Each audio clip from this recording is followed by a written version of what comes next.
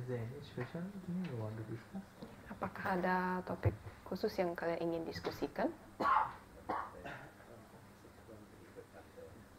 Follow Bante. Okay. If it is so, like we can, when we look at Dhammapada, there's one sutta. It's explaining there are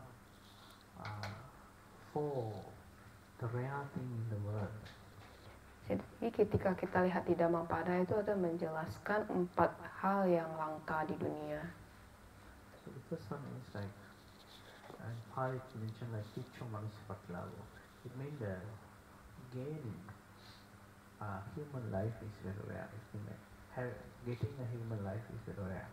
Jadi yang pertama itu mendapatkan kehidupan manusia itu sangat langka. And then why having human life is very rare? Because all of us we already have a human life, right? Jadi kenapa mendapatkan kehidupan manusia itu bisa dibilang sangat langka? Karena kita semua mendapatkan kehidupan manusia. Also when you look at in the world, you can see billion of humans. Dan ketika kita melihat di dunia ada miliaran manusia. And the population getting higher and higher almost every day. So why Buddha mentioned why having human life is very rare. Dan semakin hari populasi manusia semakin bertambah. Jadi kenapakah Buddha menyebutkan bahwa mendapatkan kehidupan manusia itu sesuatu yang sangat langka?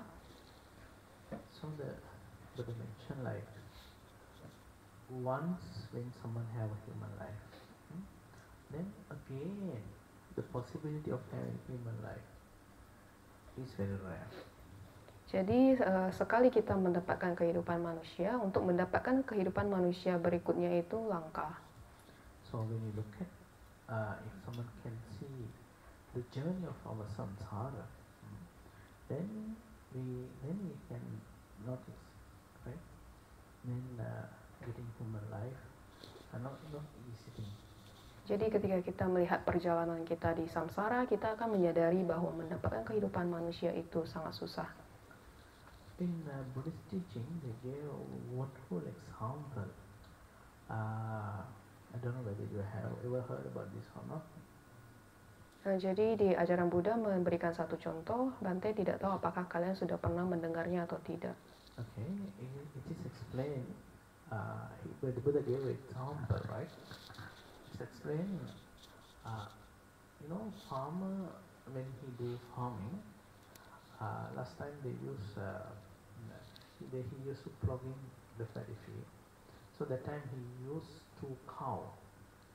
Jadi petani ketika bertani di zaman dulu itu ketika mereka mau membajak sawah, mereka menggunakan 2 sapi. So connecting that both cow and the cow, they use one kind of wood. Then we can see the middle of that wood there's one hole. Jadi untuk menyatukan 2 sapi dan alat bajak itu ada 1 kayu dan di kayu itu ada lubang. So it means like when the farmer uses cow for plugging, then they connect using one piece of wood. Then middle of that piece of wood they make one hole, so normally they connected that plug to that hole. Jadi ketika kita melihat alat bajak itu ada di satu potong kayunya itu ada lubang dan dari lubang itu menyatukan sapi dengan alat bajaknya. So it mentioned like when the farmer used in the time farmer used that one piece of wood for quite a long time when he do farming. Then one day it break from that hole, so then there's no use of that piece of wood. Then he throw away into the paddy field. Jadi ketika alat bajak itu digunakan untuk waktu yang lama, potongan kayu itu jadi hancur dan kemudian alat bajaknya tidak bisa digunakan lagi. Jadi petani membuang kayu itu di sawah. Okay. Then it says like in case if it rain, then actually this is what I try to explain about like statistics, right? It say in case if it rain and then there was a very strong flood, then there are possibility that two piece of wood uh, like come into the string. Jadi ketika melihat secara statistik, waktu musim hujan itu ada kemungkinan bahwa potongan kayu itu masuk ke arus sungai. We have seen like when heavy rain time, some piece of wood is floating, right? Jadi ketika musim hujan kita bisa melihat ada sepotong kayu mengapung. So there are possibilities that two piece of wood float from water and come to stream. Jadi ada kemungkinan bahwa potongan kayu tersebut mengapung dan masuk ke dalam arus. And then Buddha mentioned that then there are some possibility that two piece of wood can go to like big stream. Dan Buddha menyebutkan bahwa kedua potong kayu itu ada kemungkinan untuk masuk ke arus yang lebih besar.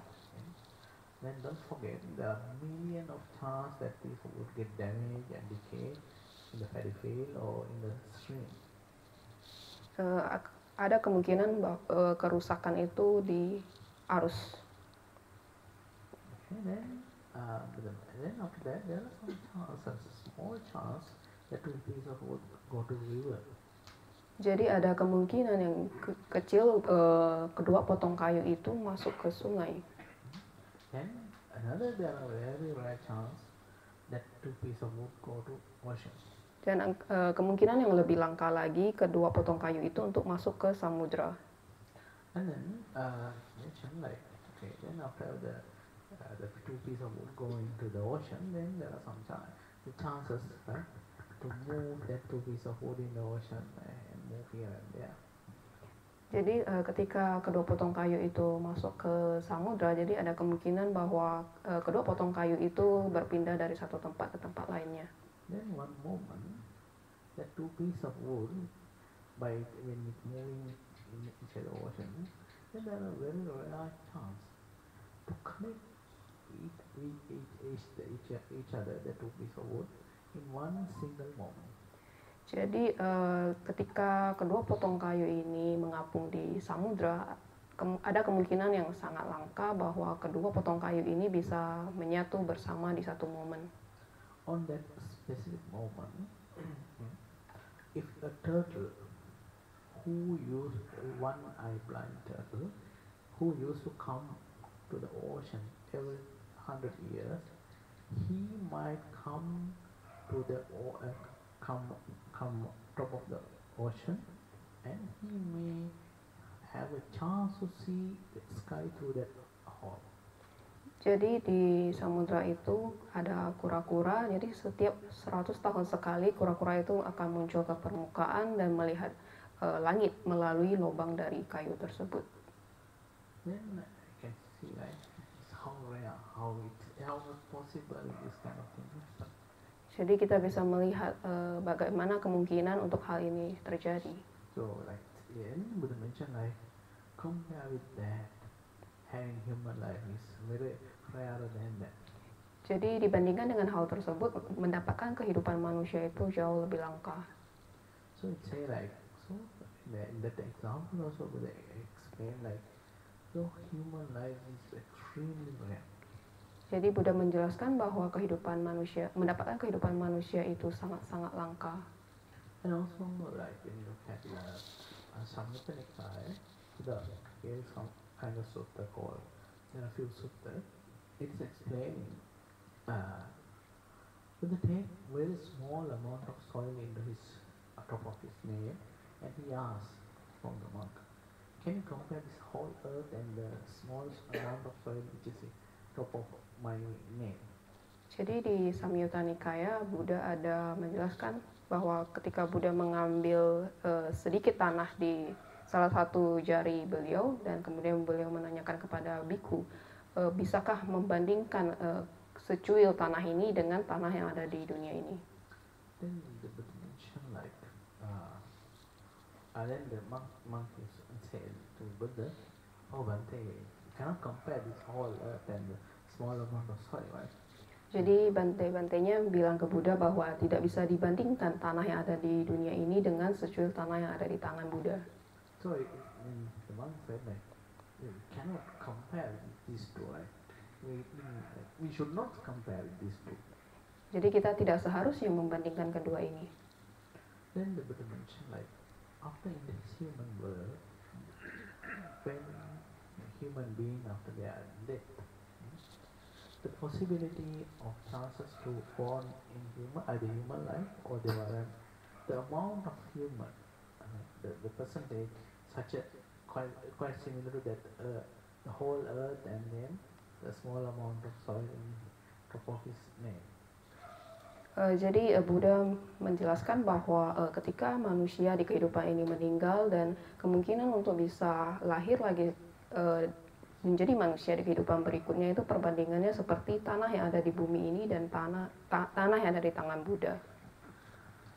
So can you imagine like how small amount of human they have a chance to born again in human world. Jadi bisa kalian bayangkan seberapa sedikitnya posibilitas manusia untuk terlahir lagi sebagai manusia. And not only that, but there are few sutras. They mention like if someone is the deva, those who in the Chatumaraj, they also the possibility of born among all the deva, the possibility of the born again in some good place like in heaven or human life also quite similar to that previous example. Jadi untuk Dewa Catum Maharajika juga kesempatan mereka untuk terlahir lagi di alam dewa maupun manusia itu sama kecilnya seperti contoh sebelumnya.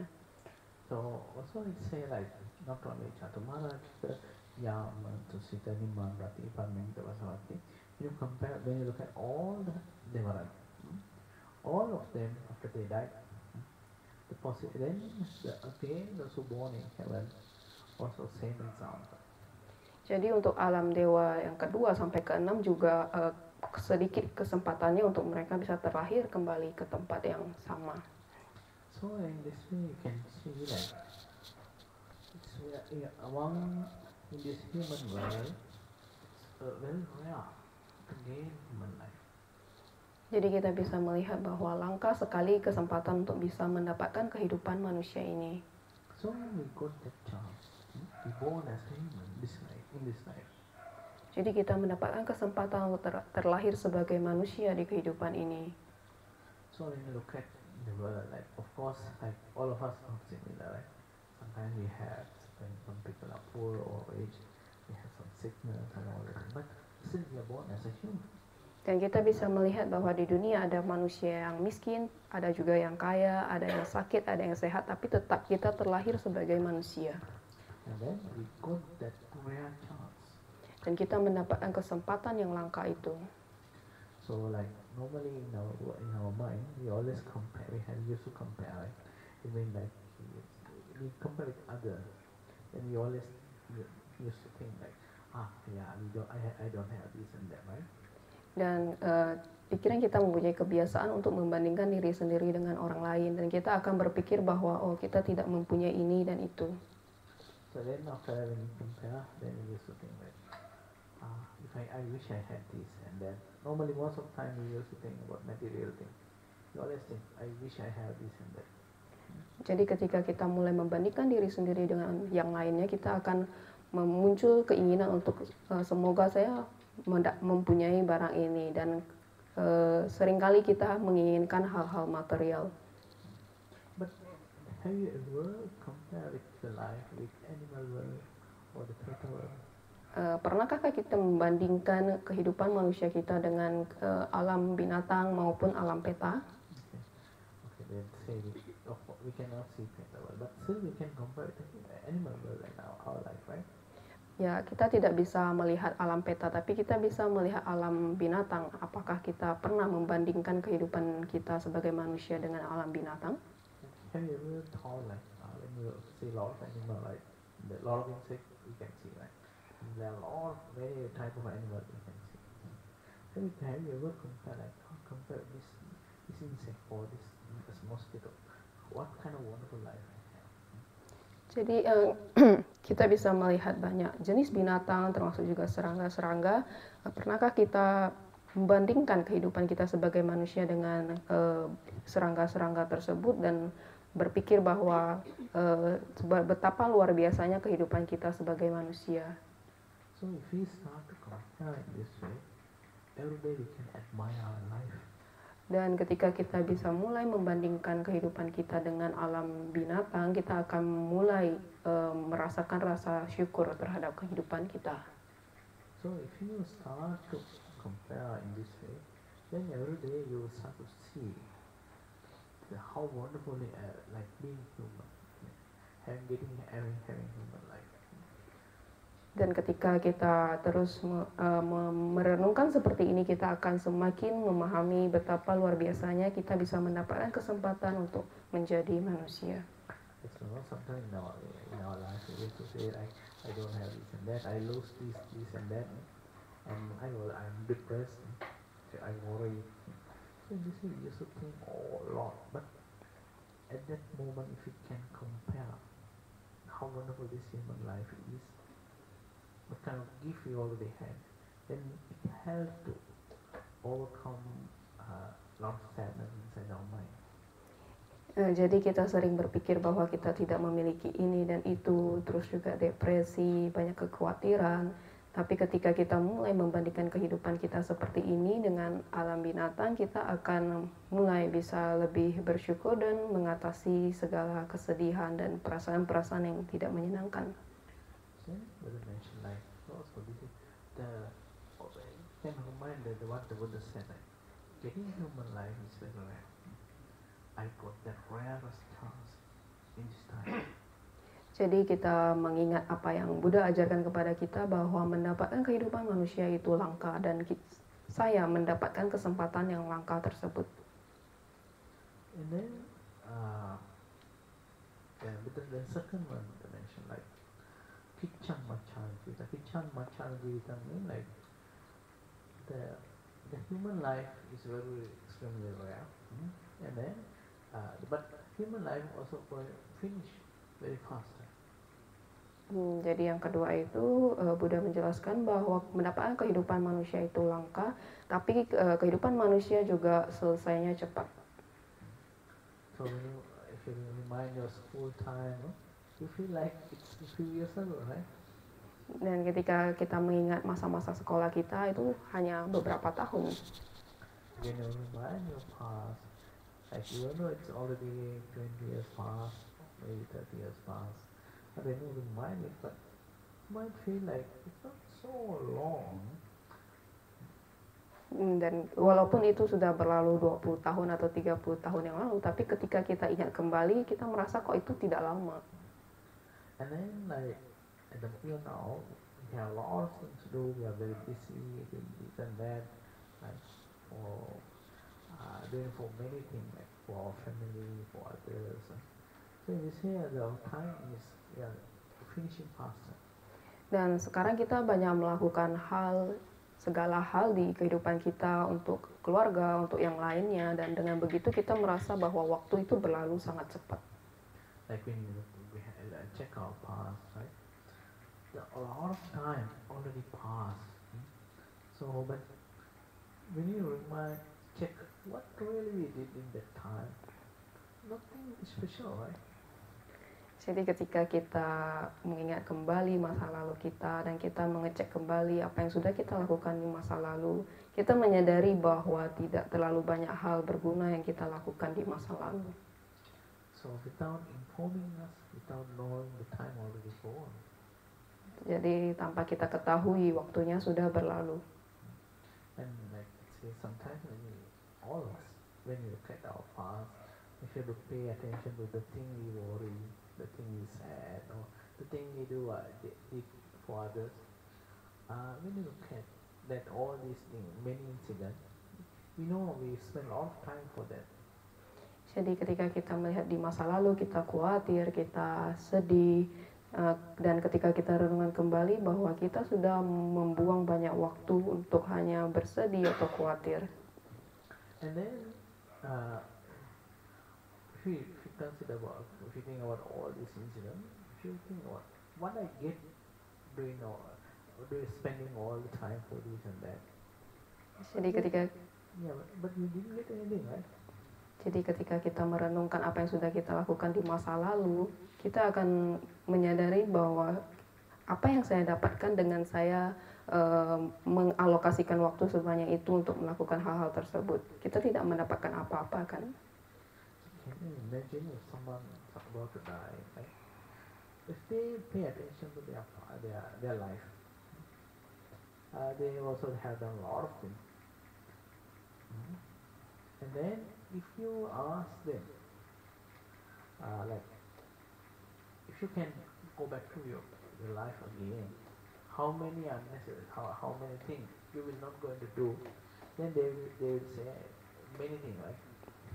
Jadi bisa kita bayangkan bahwa ada seseorang yang sudah hampir meninggal dan kemudian mengingat kembali masa lalunya, dan ketika kita menanyakan kepada orang tersebut, kalau kamu bisa mengubah apa yang sudah kamu lakukan di masa lalu, apa yang kamu akan ubah, dan orang tersebut akan menjawab bahwa banyak hal yang ingin dia ubah.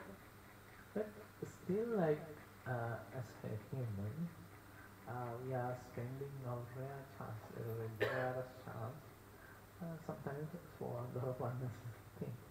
Jadi kita sebagai manusia, kesempatan yang sangat langka ini seringkali kita menghabiskannya dengan hal-hal yang tidak perlu.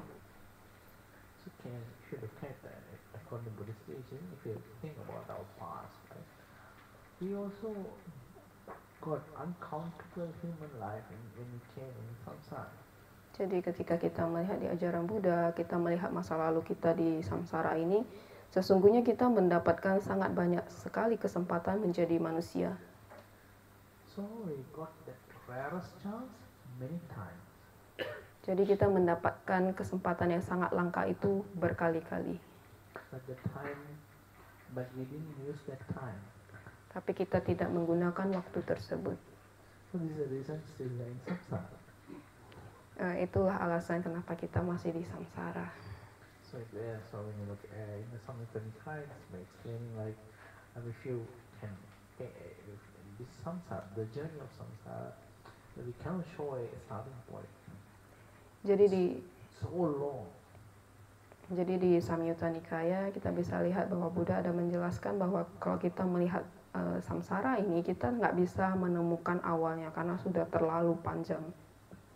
So uncountable ions pass, uncountable time gone, but we didn't use it. Sudah tak terhitung waktu yang berlalu, tapi kita tidak menggunakannya dengan baik. So it's like after staying uncountable time in like bad place, suffer got uncountable pain and suffering. Yeah?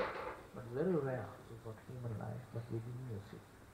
Dan sudah tak terhitung berapa kali kita terlahir di alam rendah dan menderita begitu banyak, terus juga bisa mendapatkan kehidupan manusia yang langka berkali-kali, tapi kita tidak menggunakannya.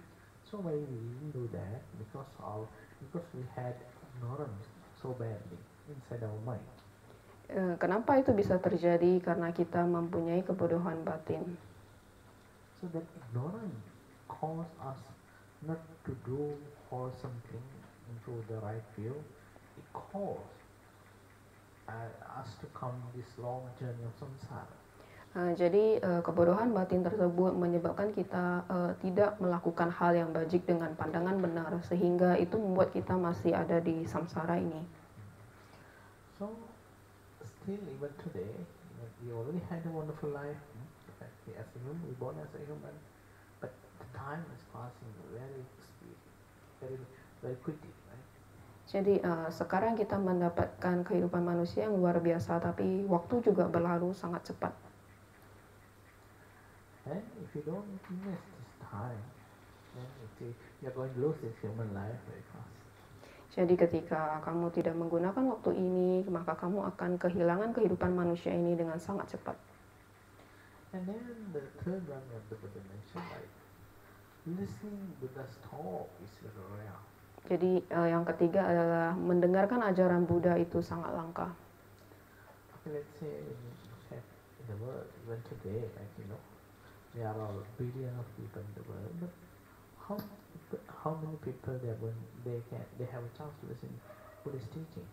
Jadi di dunia ini kita bisa lihat ada berapa miliar orang, tapi berapa yang bisa mendapatkan kesempatan untuk mendengarkan ajaran Buddha? How many percentage of the world they listen Dhamma? Berapa persen dari orang-orang yang ada di dunia ini mendengarkan Dhamma? So, and also like when in the Buddhist teaching, they're talking about like a lot of universe and there are a lot of human world in this universe. How many percentage they have a chance to listen Dhamma? Jadi di ajaran Buddha juga ada menjelaskan berapa banyak makhluk yang ada di dunia ini, termasuk juga manusia, dan berapa persen yang bisa mendengarkan ajaran Dhamma. For according to Buddhist teaching, there are a lot in this universe. There are many human world, right? Jadi di ajaran Buddha itu menjelaskan bahwa di dunia ini ada banyak alam manusia. And then they also, if someone can see how many universe in the world, they will see all universe. And also, then if someone has a sight, they will see like a lot of human world in this universe. And also there are a lot of uncountable human in this universe. Jadi di alam semesta ini ada banyak alam manusia. Jadi kalau misalnya seseorang mempunyai kekuatan yang di duniawi itu, mereka bisa melihat ada berapa banyak manusia di alam semesta ini. And also if you simply consider what even in Indonesia, right? Indonesia is the fourth highest population country in the world. How many small amount of people they have a chance to listen more. Jadi kita bisa lihat di Indonesia merupakan populasi terbanyak keempat di dunia, dan kita bisa lihat hanya berapa persen orang yang bisa mendengarkan Dhamma. And then like you analyze that, then you start to see like very small amount of people they are listening to the teaching. Jadi ketika kita mulai menganalisa hal tersebut, kita akan bisa menyadari seberapa sedikitnya orang yang bisa mendengarkan ajaran Buddha. And also like in the Pali place, it is mentioned, it's mentioned like Kichang Sadhamma Savanam. So they are emphasize like the listening the Dhamma, the real Dhamma is very rare. Jadi di kitab ajaran Buddha itu menyebutkan bahwa untuk mendengar ajaran Buddha yang sesungguhnya itu sangat langka. Okay. So like, what is the meaning of like, let's say like, in this world, the many people they preach Dhamma, but what is the correct Dhamma? What is the right meaning of Dhamma? Jadi di dunia ini banyak orang yang mengajarkan Dhamma, tapi sebenarnya apakah Dhamma yang sesungguhnya itu? So it is explained like what is the real meaning of Dhamma, meaning that inside the Dhamma must explain like what kind of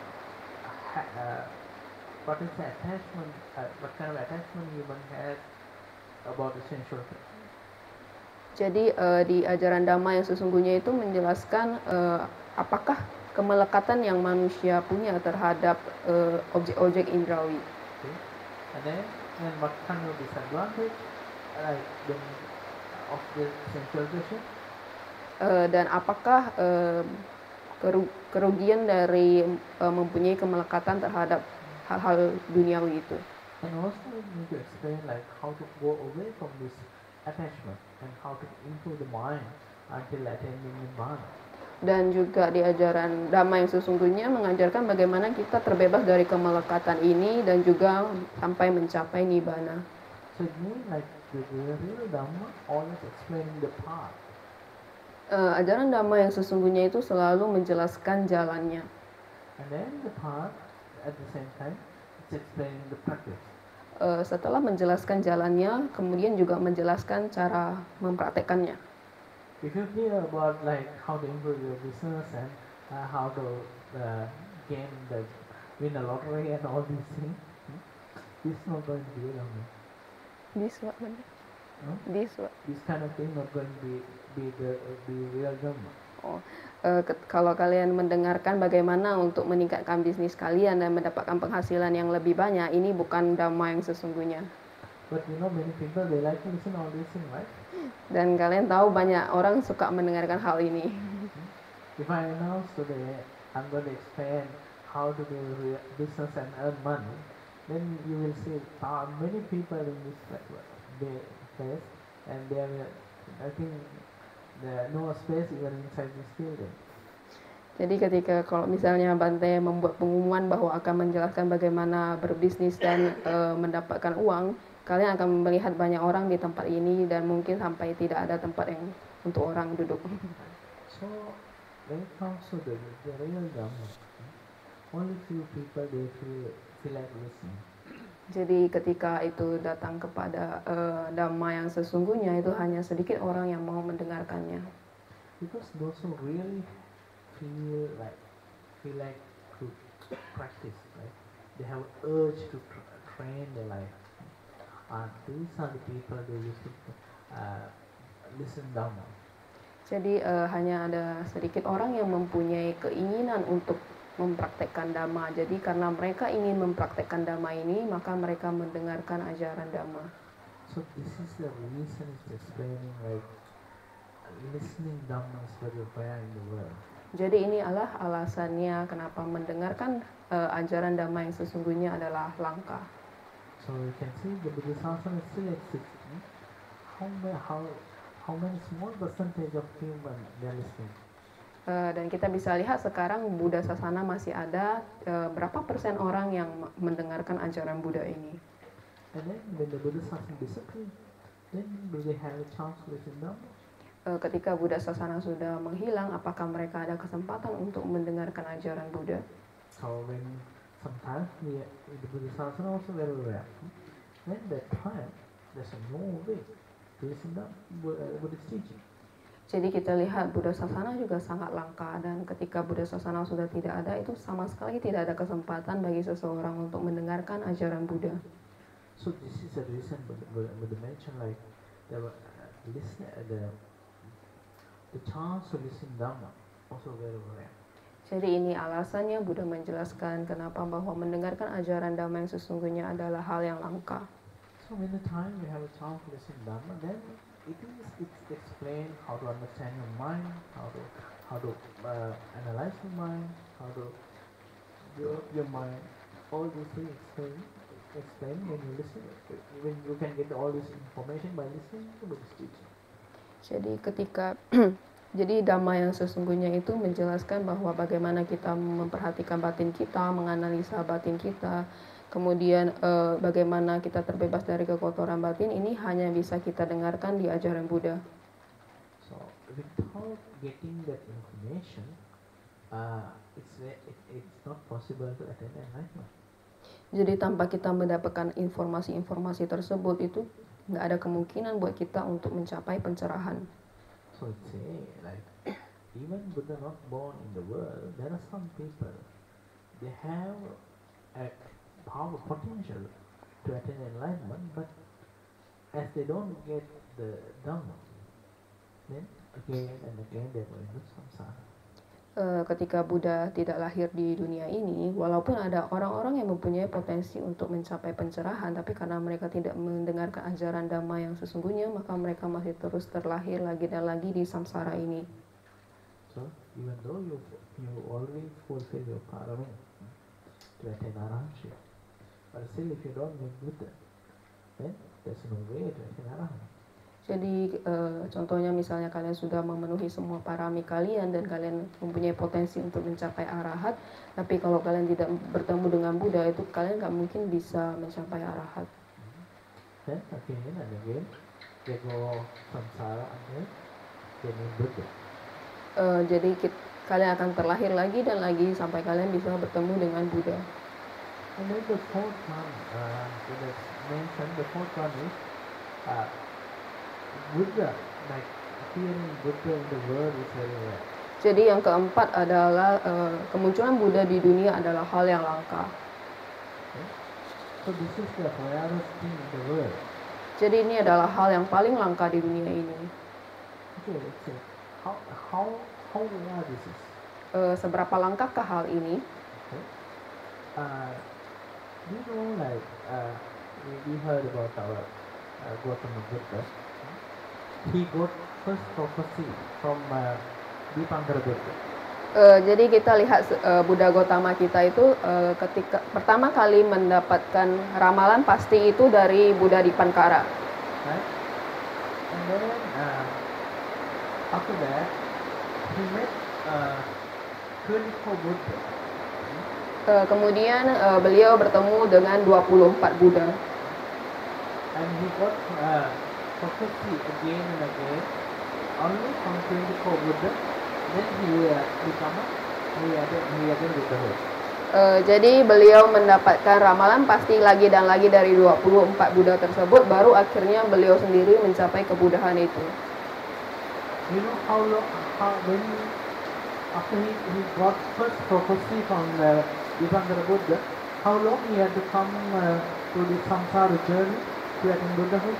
Apakah kalian tahu semenjak beliau mendapatkan ramalan pasti yang pertama dari Buddha Dipankara, berapa lamakah beliau harus berada di samsara ini sampai bisa mencapai kebudahan? Okay. Actually, I don't know how to explain it in English, right? I think I will explain. Bante tidak tahu bagaimana menjelaskannya dalam bahasa Inggris. No, it's say like, okay, let's say, it says, you know, Buddhist teaching, they are explaining about ion. Ion mean one earth cycle. Jadi dalam bahasa Inggris itu sebutnya ion. Biasanya mungkin diterjemahkan sebagai kalpa. So it's all one cup, right? Ya, itu satu kapak. Then it say like, then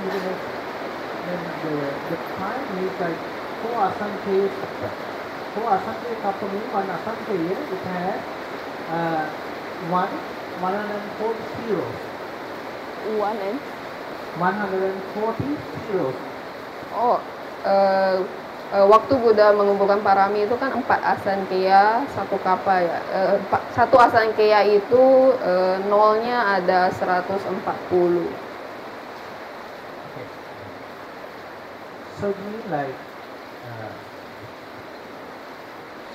not only one, the earth cycle, right? Earth cycle. Then how to understand what the meaning of asankya? Asankya means like 140 number, that kind of number, earth cycle, and that one you into 4. They call 4 asankya kappa. Jadi 1 asankya itu nolnya ada 140 siklus dunia dikali 4. And then that much the period of earth cycle plus another 100,000 earth cycle. Jadi sebanyak itu siklus dunia yang sudah berlalu, tapi ditambah 100.000 siklus dunia lagi. So it's saying like within that such a long period, there were only 24 Buddha. Jadi periode yang sepanjang itu hanya ada 24 Buddha. Right? Then it's say like if normally if in one earth cycle there are 5 Buddha can be born. Biasanya di satu siklus bumi ini bisa ada 5 Buddha lahir. So the maximum amount of Buddha how many Buddhas can be born in one earth cycle? 5. Jadi itu adalah angka maksimumnya dalam satu siklus dunia, hanya ada 5 Buddha yang bisa lahir. Can you imagine like with that long period, in theoretically, how many Buddhas can appear? Jadi kita bisa lihat di jangka waktu yang begitu lama hanya berapa Buddha yang bisa muncul. Okay, so if you write as a number, you have to the whole parami life you have to into 5. That much Buddha must theoretically must arise in that samsara, right? Jadi dari periode sepanjang itu kita bisa lihat seberapa lama Buddha kumpul parami sampai Buddha bisa muncul. But thing is, that much Buddha never appear in the world. Sorry, Bante. But the thing is, the reality was that much Buddha never appear in the world. Only 24. Oh, jadi kenyataannya itu tidak ada 5 Buddha yang lahir di setiap siklus dunia. Kenyataannya hanya ada 24 Buddha.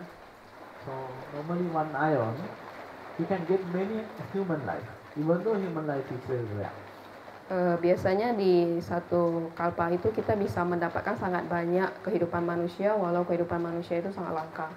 Because one ion is very long, even though because of that, even though there are chances, even though one copper is very long, there are many chances for you to get human life. Walaupun satu kalpa itu sangat panjang, tapi banyak kesempatan untuk kita bisa terlahir sebagai manusia. And then you get human life and we are spending our life for different things. Jadi kita mendapatkan kehidupan manusia dan kita menghabiskannya untuk hal-hal yang berbeda. And then when you look at how they are the Buddha, you can see see the example, right? You observe like Gautama Buddha, how many Buddhas he met. Very small amount of Buddha. Jadi ketika kita melihat ini, kita bisa membandingkannya seberapa langka Buddha bisa muncul di samsara ini. Ini jauh lebih langka dari kesempatan kita untuk menjadi manusia. So when you observe this farming period, like uncountable lives already passed. Jadi kalau kita mengobservasi masa lalu kita itu sudah sangat banyak kehidupan yang berlalu. And then within that period only 24 Buddha happened. Dan di sepanjang waktu tersebut hanya ada 24 Buddha yang muncul. So that is the time we have a chance to listen Dhamma. Jadi sekarang kita ada waktu untuk mendengarkan ajaran Buddha. Okay. Then that's the moment we had a chance to explain Four Noble Truths, right? Jadi ada kesempatan untuk menjelaskan 4 kebenaran mulia. So can you get a very rough idea how rare the Dhamma as well as Buddha? Jadi kita bisa mendapatkan gambaran kasar seberapa langka ajaran Buddha ini dan juga seberapa langka kesempatan munculnya Buddha di dunia ini. And also, like, if Sangha not arise in the world, then until now also we cannot listen Dhamma. Dan juga kalau tidak ada sangga yang muncul di dunia ini, kita juga tidak bisa mendengarkan Dhamma. So this is so you can see like then when you consider like the fourth chapter, how rare Buddha is. Then when you start to think deeper, then you start to feel the Buddha is extremely rare. Jadi ketika kita merenungkan 4 hal ini, kita akan menyadari bahwa seberapa langkanya kemunculan Buddha di dunia ini. So that extremely rare Buddha Sasana still exists in this moment. Jadi kesempatan yang sangat-sangat langka itu sampai sekarang masih ada. And then we are listening his teaching. Dan kita bisa mendengarkan ajaran ini. So the most wonderful thing what Buddha explained is Dhamma, we have a chance listening. Dan ini adalah kesempatan yang luar biasa ketika Buddha mengajarkan Dhamma dan kita bisa mendengarkannya sekarang. That's the rarest thing. We have a chance. We have a chance to listen that rarest thing in the world. Jadi kesempatan yang sangat langka itu sekarang kita bisa mendapatkannya dan mendengarkan ajaran Buddha. Also, we had a chance to born as a human, and we had a chance to understand that teaching. Dan juga kita mendapatkan kesempatan untuk menjadi manusia dan juga mendapatkan kesempatan untuk memahami ajaran tersebut. But don't forget the time is passing. Tapi jangan lupa bahwa waktu terus berlalu. Like when you observe the Gautama Buddha Sasana, now nearly 25 generation already gone. Kalau kita melihat Buddha Sasananya Buddha Gautama itu sudah 25 generasi berlalu. Oh, more than 25, right? Lebih dari 25. Right? Then when the time is passing, you without knowing, you also have to say goodbye to the Buddha Sasana. Jadi waktu terus berlalu tanpa kita ketahui juga kita harus mengucapkan selamat tinggal pada Buddha Sasana ini. So if you don't use that if you don't invest this time to cultivate sila, samadhi, prajna, then again what will happen to us? Ketika kita tidak menggunakan waktu ini dan tidak menginvestasikan waktu untuk mempraktekkan sila samadhipanya, ini juga akan berlalu. So then it will cause us to go this long journey of samsara. Jadi kita akan terus terlahir lagi dan lagi di samsara ini. So nobody likes pain and suffering. Jadi tidak ada yang suka rasa sakit dan penderitaan, kan? As long as we have our own business. Then, even though we don't like, we are going to face this kind of thing in the future. Kalau kita masih terlahir lagi, walaupun kita tidak suka, tapi kita akan tetap merasakan penderitaan ini. So try to appreciate the rarest chance what you get. Cobalah untuk menghargai kesempatan langka yang sudah kalian dapatkan. No need to be very sad what you don't have. Tidak perlu terlalu sedih pada sesuatu yang tidak kalian miliki. And no need to be very sad about some material thing what you don't have. Because why? You already have wonderful thing in your life. Dan juga tidak perlu sedih ketika kalian tidak memiliki material tertentu, karena kalian sudah mempunyai hal yang sangat luar biasa di hidup kalian. If you remind the rarest thing what you have every day, then it will encourage you to forget a lot of things which disturbing to your mind. Jadi ketika kalian terus berusaha mengingat hal-hal luar biasa yang sudah kalian miliki di hidup kalian, maka itu bisa membantu kalian untuk melupakan hal-hal yang belum kalian miliki. Then at that time, because why? Most of the time in our mind, if there is anything, if we give value to anything, the mind used to think about that. Jadi ketika kita memberikan nilai kepada sesuatu, maka pikiran kita akan cenderung berpikir kepada hal tersebut. Because when mind starts to follow one object, then the mind feels interesting, the mind used to follow it. Jadi ketika pikiran kita mulai mengikuti satu objek, dan pikiran akan merasa tertarik dan akan terus mengikuti objek tersebut. It doesn't matter if it's wholesome or unwholesome. Itu nggak peduli hal yang baik atau buruk. It doesn't matter if it's really valuable or not. As long as mind gives value, the mind wants to follow that object continuously. Tidak peduli itu adalah hal yang bernilai atau tidak, tapi ketika pikiran mulai memberikan nilai pada hal tersebut, maka pikiran akan mengikuti objek tersebut. This is the nature of every living mind. Jadi ini adalah hal alami yang dialami oleh pikiran semua makhluk. It doesn't matter human or deva or brahma, everybody is same. Tidak peduli manusia, dewa atau Brahma, semuanya sama.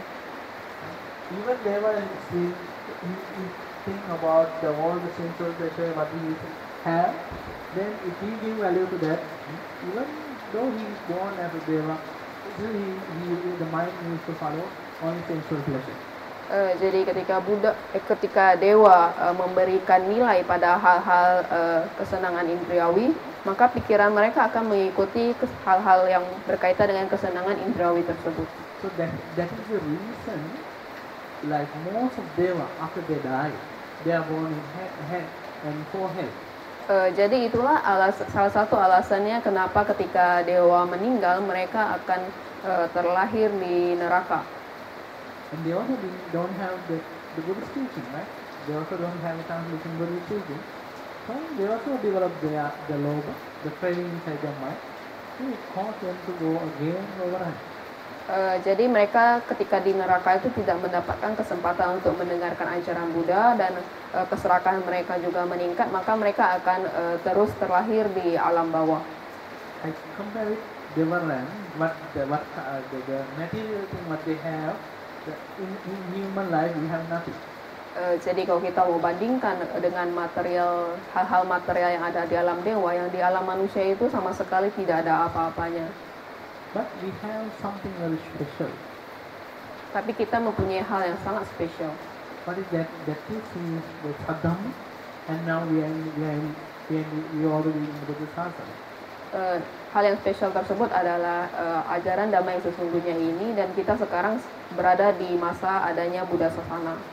We can use our human life and the Buddhist teaching as a tool to overcome this samsara journey. Jadi kita bisa memanfaatkan kehidupan manusia kita kali ini dan juga ajaran Buddha yang sudah kita bisa dengarkan sekarang itu sebagai alat untuk membantu kita terbebas dari samsara ini. So this is the reason when the Buddha, when he about to pass away also, he admonished all the bhikkhu, bhikkhuni, upasaka, upasika to be mindful and restrain yourself and try your best to attain enlightenment. Jadi ketika Buddha hampir parinibbana, Buddha juga menasehati para bhikkhu, bhikkhuni, upasaka, upasika untuk terus berusaha meningkatkan kesadaran, juga terus melatih batin mereka sampai mencapai nibbana.